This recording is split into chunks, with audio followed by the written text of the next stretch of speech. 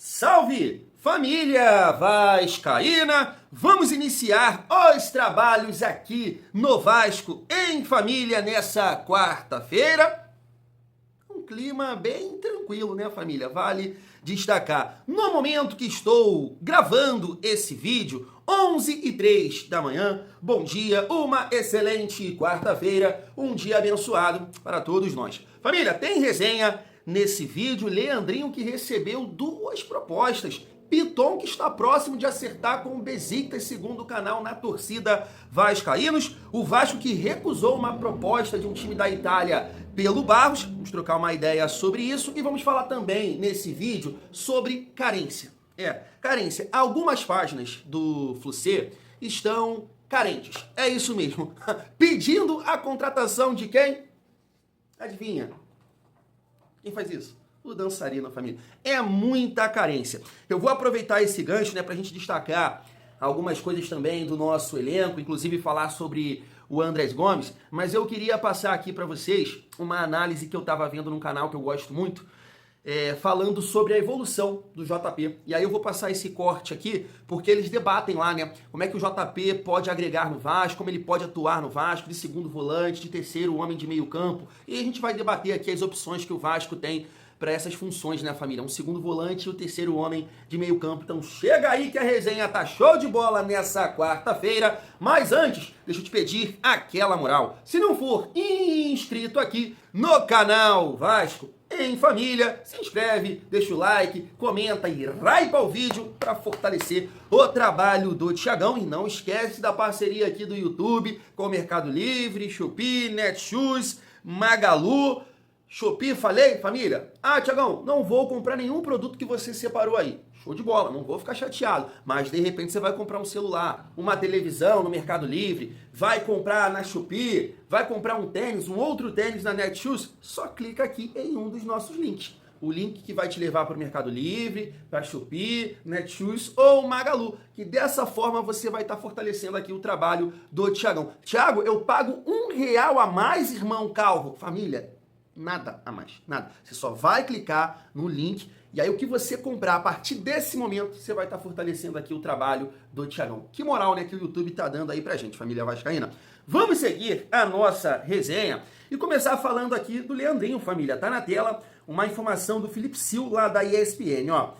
Leandrinho, lateral esquerdo do Vasco, tem duas propostas. Uma da Chapecoense e a outra do Pafos, do Chipre. Poxa, família, eu conheço esse time e aposto que você também, porque o Davi Luiz, né? O Davi Luiz eu acho que joga lá, ele saiu do Fortaleza e foi pra lá, né? Esse time tá disputando a Liga dos Campeões nesse ano. E a Chapecoense, né, a gente já ouviu falar sobre o Vitor Luiz e também sobre o Riquelme, mas assim, na minha opinião, o Leandrinho, nesse momento, tá, família? A gente tem que falar de momento, apesar que o Leandrinho também não jogou muito, né, no ano passado com a camisa do Vasco. Mas nesse momento, eu acho que o Leandrinho tem mais condições de ajudar em 2026 do que Riquelme e Vitor Luiz. Eu tava vendo que a Chapecoense também acertou com, cara, o lateral do Fortaleza, o Bruno, esqueci o segundo nome dele, cara. Ele é bem conhecido, jogou no Ceará, né, acho que jogou na Chapecoense. É Bruno alguma coisa, que tava no Fortaleza.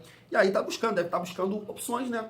Isso é importante, família vascaína. Mas para falar aqui da situação do Leandrinho, deixa eu puxar também essa resenha aqui do Piton, porque tem tudo a ver no final, né, família? Tá aqui, ó, a informação do canal Na Torcida Vascaínos, do Léo Lacerda, ó. Besiktas oferece 6 milhões de euros por Lucas Piton. Clube turco negocia com o Vasco, que pede 7 milhões e meio. Aproximadamente 47 milhões. Negócio pode ser fechado nos próximos dias. Então, claro que o assunto Leandrinho tem tudo a ver com essa negociação aqui do Piton. Entendo que o Vasco deve olhar para o mercado, né, com a saída do Piton e buscar um lateral esquerdo. Não sei se vai conseguir buscar um lateral esquerdo titular, né, com esse modelo de negócio que o Vasco tem de, né, buscar o empréstimo com opção de compra. Mas eu, Thiago, assim, família, e eu acho que você também pensa da mesma forma, a gente tem um lateral que tem potencial, né? O Leandrinho é um cara que, poxa, né, mostrou alguma coisa em 2024, ali com o Mr. Paiva, né, contra o São Paulo, Internacional, até Atlético Paranaense, né? jogos complicados, jogos difíceis, e ele foi muito bem. Claro que precisa ter sequência, precisa ter confiança. Família, a gente tem exemplos hoje no atual elenco de jogadores que você reclamou, não dá, não serve, vende, uma caixa de latão e manda embora. Ryan, Barros, né? Então o Leandrinho pode ser mais um jogador que pode demonstrar esse potencial, né? Ele tem exemplo aí, né, do Barros e do Ryan. Agora, claro, identificar o que aconteceu, né, em 2025, se foi falta de comprometimento, se é o Diniz que entende que o Leandrinho não se encaixa no perfil dele, no estilo de jogo dele, mas é um lateral para ficar, né? Destacando aqui a primeira informação do Felipe Silva, família vascaína. Eu acho que ele tem que ficar no Vasco esse ano, ainda mais com a saída do Piton. Já falando da situação do Piton, família, a gente vem debatendo muito isso, né, nos últimos vídeos, e aí eu fico vendo aqui os comentários, né, a maioria concorda, né, com a saída do Piton, por essa questão, né, de mudar ali, uma virada de chave, é um jogador que foi importante sim. Eu acho que a passagem do Piton no Vasco, ela é positiva, infelizmente não é marcada por conquistas, né, mas é marcada, assim, claro, por alguns vexames tristes, mas momentos também importantes de ajudar o Vasco a voltar a competir, pelo menos na Copa do Brasil, né, de bater uma semifinal e bateu uma final, apesar, cara, que se parar pra pensar, na reta final da Copa do Brasil o Piton não jogou, né? Porque ele se lesiona no jogo contra o Botafogo, não é isso? No segundo jogo. E aí eu acho que já no segundo tempo o Pumita assume. E aí, né, as próximas 4 partidas, 2 jogos contra o Fluminense e Corinthians, o Piton não estava em campo, né? Mas mesmo assim, família, eu acho que é um jogador importante sim pro Vasco, mas Thiago, eu gostaria de ver um novo lateral esquerdo ali como titular, porque realmente a gente fica nessa balança. Tem coisas positivas, tem coisas negativas, e eu acho que chegou a hora do Vasco, né, fazer uma limpa aí no elenco, até com jogadores, né, considerados importantes titulares, família. Venho citando aqui nos últimos dias, né, Piton, Verratti, Hugo Moura, que jogou bastante nesses últimos anos, o Davis tem que seguir o seu caminho, Felipe Coutinho é um cara também que a gente precisa falar, precisa conversar, não é porque é um gênio, que é o craque, que é o nosso camisa 10, mas essa última temporada, e principalmente a Copa do Brasil, essa reta final, deixou muito a desejar. Então tem esses jogadores que foram pilares, que foram importantes, que a gente precisa conversar sobre eles. E aí é ter um entendimento, se a proposta é boa, se vai bater metas, né, alguma compensação para o futuro em relação ao Piton, o valor é interessante, cara, aí faz negócio, deixa o Piton seguir a sua vida e o Vasco vai buscar um lateral esquerdo. Digo buscar, né, no sentido desse lateral conquistar a confiança internamente falando, que é o Leandrinho, né, buscar essa confiança, passar essa mensagem para a torcida e para a comissão técnica que ele pode ser titular. Se não for o caso, né, aí vai ter que atacar o mercado e buscar um jogador para essa função. Família, eu sou a favor da permanência do Leandrinho. E aí, claro, a gente precisa colocar algumas coisas. O Diniz vai utilizar o cara? Vai utilizar? Porque se não for utilizar, se não tem confiança no cara, aí, irmão, deixa realmente, aí tem que ser emprestado. Porque é o caso é a situação que o Vasco busca aí no mercado, né? Que os clubes, né, acabam aceitando. Empresta o jogador, né, torce para que ele possa render, valorizar, e aí você vende o cara. É o que tem que acontecer com o Leandrinho. Se você tem um treinador que não confia no cara, é melhor emprestar, né, e torcer para que ele possa render e futuramente, né, algum clube comprar o jogador. Mas eu torço para a permanência do Leandrinho e, família, sou a favor da venda do Piton. Então, isso aqui pode acontecer, né, nos próximos dias. Mas me conta aí o que você acha, família. Seguindo a nossa resenha, já que eu vou falar sobre o Barros, deixa eu passar essa resenha aqui que eu estava acompanhando num canal bem bacana. Eu vou deixar a análise completa, família. Vou deixar o link do canal, se você quiser assistir a análise completa sobre o JP, você acompanha lá no canal. Eu só separei aqui um corte, né, deles falando dessa evolução do JP atuando pelo Avaí no ano passado. Eu acho interessante para a gente entrar aqui nesse assunto, já que a gente vai falar sobre esse setor aí de meio campo, família. Se liga só. A gente vai analisar o JP, menino, 20 anos de idade, pertence ao Vasco, jogou a Série B pelo Avaí desse ano, fez 5 gols e agora deve estar retornando ao Vasco, deve fazer parte do elenco do ano que vem para jogar e tem tudo a ver no time do Fernando Diniz. Será que é o novo Cauã Barros? Não sei. William Borges tá aqui do meu lado, vai me responder. A função é totalmente diferente do Cauã, que é mais um pitbull, o JP é mais um meio organizador, mas a história, né, o roteiro é parecido. Vai na Série B, joga muito bem, o Cauã ainda em 2025 volta e vira titularíssimo do Vasco, o JP pode fazer o mesmo caminho para a temporada de 26, né, Will? Como você citou, o roteiro é muito parecido, onde os dois são emprestados para ganhar cancha, para ganhar experiência. Um volta muito bem, que é o Cauã Barros, e eu acho que o JP vai seguir o mesmo caminho. Fiz a análise dele e já tinha acompanhado durante a competição, porque a gente fez uma cobertura muito grande da Série B aqui. O JP foi muito bem. A gente precisa entender o contexto do Avaí, que cai muito de produção por conta de salários atrasados e de um problema financeiro muito grande que atinge a equipe. Aí os jogadores fizeram greve, teve alguns dias sem treino, vários é muito, né? Alguns dias não teve treino, foi bem complicado o ano do Avaí. Né? A equipe cai de produção. Naturalmente Não o tinha como ser JP diferente, né? cai de produção igual. Mas ele fez uma boa competição até o momento que lhe foi possível, que o Avaí estava competindo e estava brigando. Reta final foi complicada por conta da condição do Avaí. JP é um jogador que pode atuar mais como meia de ligação e tem sido muito utilizado também como segundo volante. É aquele cara que pode ser o terceiro homem de meio campo, que a gente gosta de brincar, que existia bastante antigamente. Eu acho legal porque é aquele meio campista moderno, né? Pode jogar numa linha de meia central, né? Aquele cara numa linha de 4, por exemplo, aquele cara que joga talvez um pouco à frente do volante. Pode ser um 8, pode ser um 10, jogando no 4-2-3-1, como um cara mais à frente do meio campo. Gosto dessa versatilidade que ele tem pra jogar no meio campo. E como eu falei em off, até pra gente parar de se alongar aqui e começar a análise, como eu falei em off, achei um cara muito dinâmico, não tão intenso. Vocês vão entender talvez na análise, mas é um cara que dá dinamismo pro jogo e muito interessante esse retorno. Eu acho que ele vai dar certo, porque combina com o estilo de jogo de Diniz. Cara que atua bem sob pressão, tem passe curto, um cara bem interessante, mas vou parar de falar, vou mostrar nos lances. Vamos lá, eu começo trazendo até um lance meio defensivo, onde ele dá um dinamismo a partir do momento que recupera a posse. Por quê? Porque eu acredito que se ele volta ao Vasco, ele pode ser utilizado como segundo volante, ao lado do Cauã. Porque eu acho que é a posição onde está aberta ali. Você tem o Thiago Mendes, você tem o Gumora, você tem o Tietê. Alguns jogadores foram utilizados na função, mas acho que é a posição mais aberta desse meio campo. Parece que não achou o camisa 8 ainda. Exatamente. Né? E muitas vezes, por exemplo, situação de jogo, ele já recuou até o Nuno Moreira.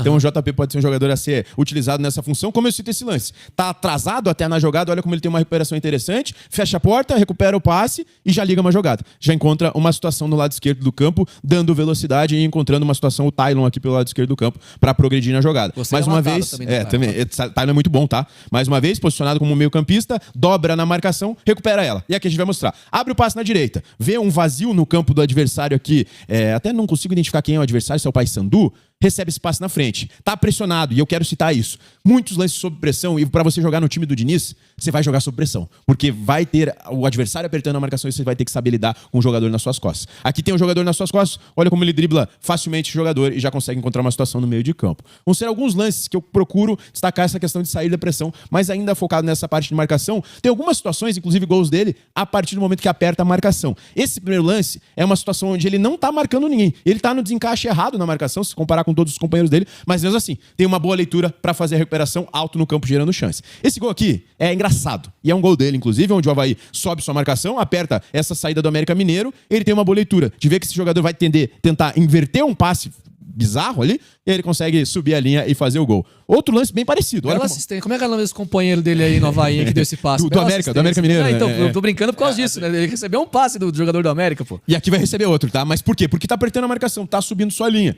Olha como o Avaí tá alto no gramado, o Amazonas tenta sair dessa linha, o jogador tropeça, cai, o JP recupera essa bola e faz o gol. Um cara de bom porte físico, né? Então, talvez não seja tão veloz, mas um cara que tenha passada larga, né? Perna comprida, pra também poder ter essa retomada de bola. Então, olha quantas situações, inclusive 2 gols que ele fez através de marcação alta. Então, o Diniz deve ter adorado, né, quando ele viu esses vídeos. Se for marcar a pressão, a gente percebe como ele tem características. Esses clubes, eles têm departamento de análise também focado nos jogadores que estão emprestados, né, nos ativos do clube. Com certeza o Diniz tem acesso também a esses vídeos e tá acompanhando, monitorando o crescimento do JP. E até sendo repetitivo, não tem como a gente não falar do Cauã. Por que o Vasco solicita o retorno do Cauã durante a competição? Porque estava sendo acompanhado, viu a baita competição que ele estava fazendo e era uma necessidade do elenco, era uma fragilidade do elenco. Até porque se não estivesse olhando, ia ver o América Mineiro mal na tabela da Série B e ia falar, não deve estar jogando bem, né? Perfeito. Mas se não estivesse olhando, não teria descoberto. Um cara tá sendo tão fundamental, quem sabe a gente esteja falando de outro aqui pro ano que vem. Consigo ver essa dupla, mas tá bom, né? É papo pra outra hora, é papo pro ano que vem. Olha o JP como ele sabe jogar pressão, olha como ele tem cabeça erguida, até destaco essa questão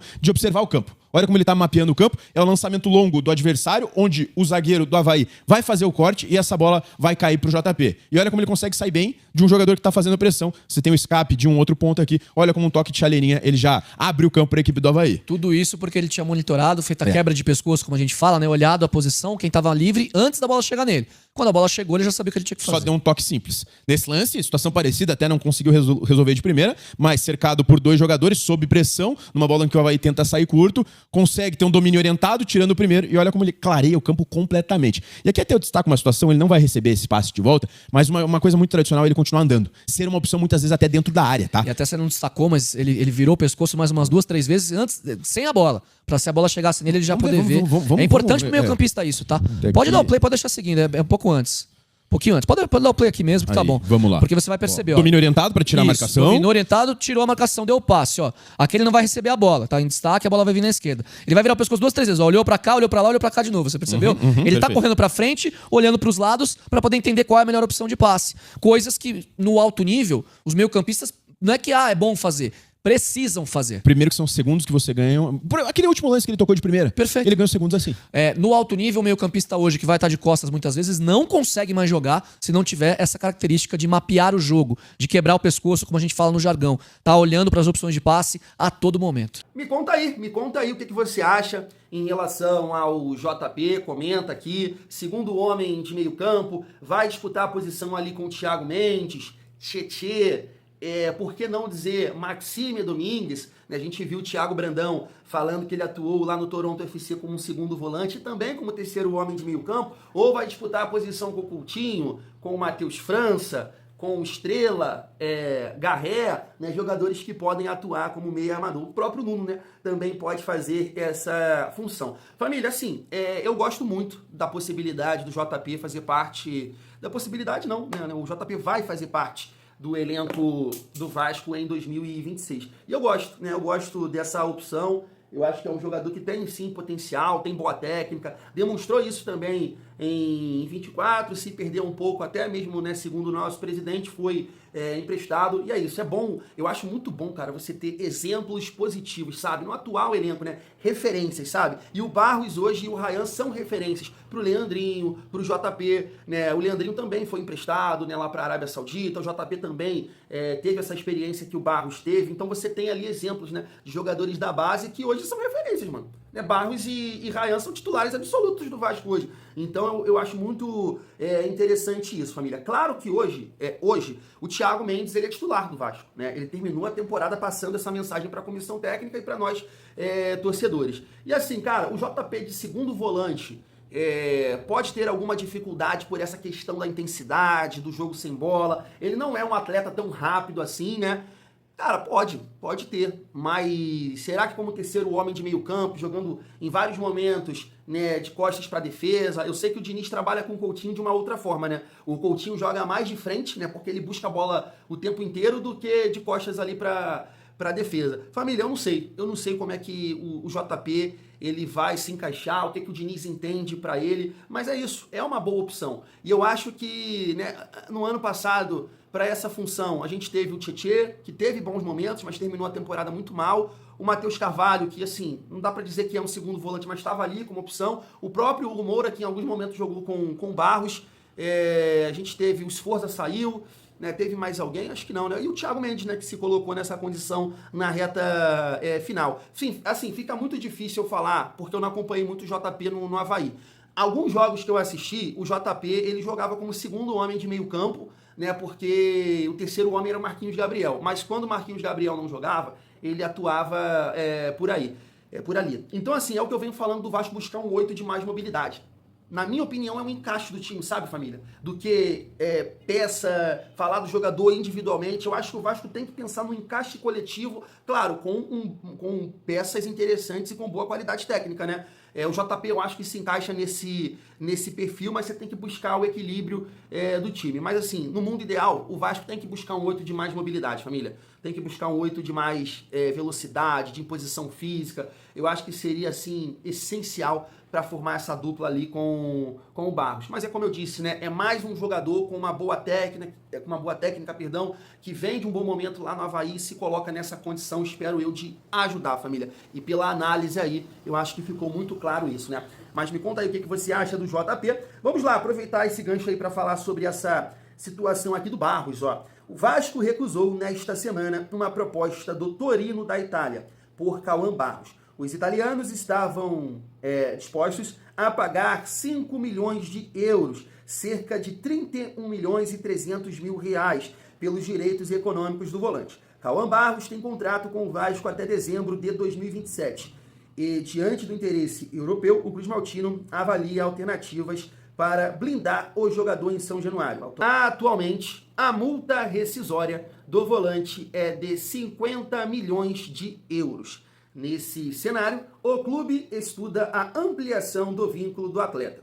A nova proposta do Gigante da Colina prevê a renovação do contrato até o fim de 2029.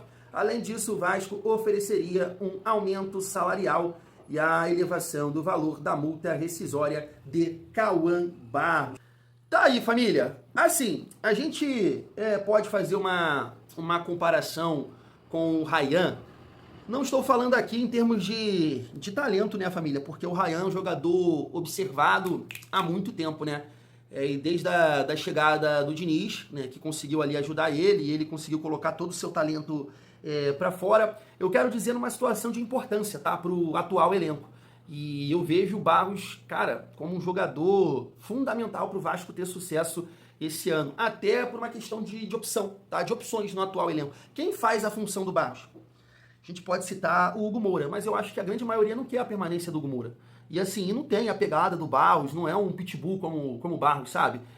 Então, hoje, é um jogador que, né, a gente espera que a diretoria tenha esse entendimento, e eu acho que tem, que para sair do Vasco tem que sair por um bom valor, né? Um valor que possa ajudar muito a gente financeiramente, ou até ajudar, né, a gente a contratar um outro jogador que possa ser importante também, que, pega a camisa e seja titular absoluto. Porque o Barros hoje é muito importante, família, muito importante. O Vasco mudou muito assim, claro que teve bons resultados, e aí teve uma sequência negativa com ele em campo, mas, assim, não foi por conta do Barros. Não foi por causa do Barros, sabe? Ele estava ali ajudando, pegando, ganhando em cima as bolas aéreas, né? Dividindo, cobertura, né? Errou em alguns momentos, saída de bola ali, cometeu alguns erros, mas é um jogador muito importante. Então é um jogador que eu não vou torcer nunca aqui, né? Nesse momento. Sei que futuramente, ou até esse ano, isso pode acontecer na próxima janela, mas o Vasco tem que tentar segurar esse atleta porque é muito importante. E repito, até por uma questão de opção. De olhar para o elenco e falar, quem faz aqui essa função? Como ele? Não tem. Então, né, você vê que esse jogador tem muito valor, né, para o Vasco nesse momento, família vascaína. E aí, para finalizar a nossa resenha, claro que fica aqui, família, não é uma informação, não tem nada, é só, né, que a gente eu vi uma página repercutindo, uma página do Vasco repercutindo isso, falando sobre o Andrés Gomes, né, uma página que cobre o Flu-C. Olha só, o Fluminense precisa ir atrás desse Andrés Gomes. Aproveitar que o Vasco não tem dinheiro para comprar, ele atravessar o negócio e comprar. Aí ele segue aqui falando, né, um monte de blá blá blá. Família, o Vasco tem, né, um contrato com esse jogador e tem a opção de comprar esse atleta. Então espero que o Vasco realmente faça isso, porque mostrou muito potencial e você vê vários rivais, né? Não é somente o Flu-C falando do Andrés Gomes, né? Eu já destaquei aqui com vocês palmeirense, torcedor do São Paulo, torcedor do Corinthians, entre outros, falando, né, do Internacional, Grêmio, né, falando falando da qualidade, né, do Andrés Gomes. E ele é um jogador hoje importante, porque eu falo até com vocês isso, né, quando você olha para o início da temporada do Vasco de 2025 e essa atual temporada de 2026, cara, eu acho o Vasco melhor. Eu acho o Vasco melhor por ter o Barros. Eu acho o Vasco melhor por ter o Cuesta e o Robert Renan, apesar, né, de tudo que aconteceu aí na final. Eu acho o Vasco melhor por ter, claro, o Ryan, porque o Ryan não era titular, né? O Ryan acho que estava no início da temporada. O Ryan demorou um pouco para assumir a titularidade do Vasco, até porque ele estava na seleção e tudo mais. Eu acho o Vasco melhor por ter o Andrés Gomes.